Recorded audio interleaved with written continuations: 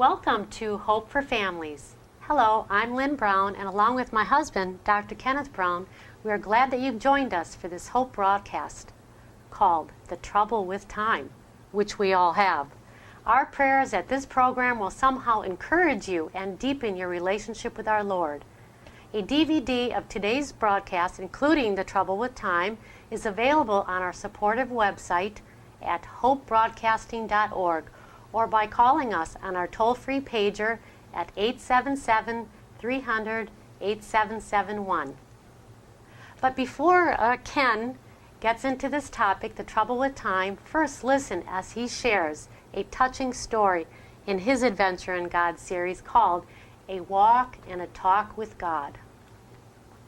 Some experiences seem to be permanently engraved on our hearts with indelible inks of emotion and meaning. Was it really 33 years ago and a lifetime ago that I took this walk and had a talk with God in the Bahamas? When I close my eyes, the memories just seem so clear. I can still feel the early morning air that felt so deliciously fresh and cool. The night had finally cried, "Uncle," giving in to the dazzling sunlight that was just beginning to ascend from beneath the sea to manifest its supreme potency. Dew was evaporating on the mass, creating a softening haze over the vivid green landscape. There were shimmering swirls of heat, and they were starting to rise from the narrow blacktop road that flirted with the unending ocean. And the sun made generous deposits of energy into the asphalt. And then the resultant heat had such power that it began even to reward its creator by distorting the sunlight, so that the surface of the road seemed to shift in and out of focus. And for 28 miles, this path traced the outline of New Providence Island of the Bahamas, darting in and out of shady tunnels of Spanish pine, hibiscus, and oleander. And it bordered broad bands of beaches, and it meandered past pastel cottages and regal resorts and caressed the very curves of the sea.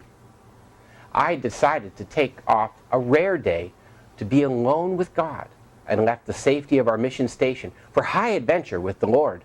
And being young and experienced, I was thinking that I had the physical conditioning to be able to go without food or water for the entire journey. Oh, the blissful ignorance of youth.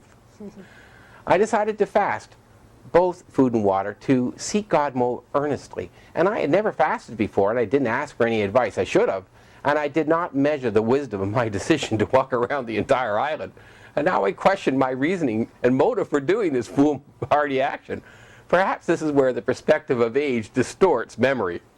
Because I think I believe that I really had good intent to please God at the time, and I didn't even let anyone else know that I was fasting. So I began to walk westbound on West Bay Street, and I briskly marched near the new bridge to Paradise Island, and then across near the giant Prince George Wharf, and that pier was patiently waiting for the next cruise ship to come in. And I walked past the famous straw market, which was just beginning to receive its first vendors to set up their Bahamian crafts. The early bird may catch the worm after all, I mused. And then I climbed up the impressive battlements of Fort Charlotte to capture the view of Paradise Island, city of Nassau, and the natural harbor.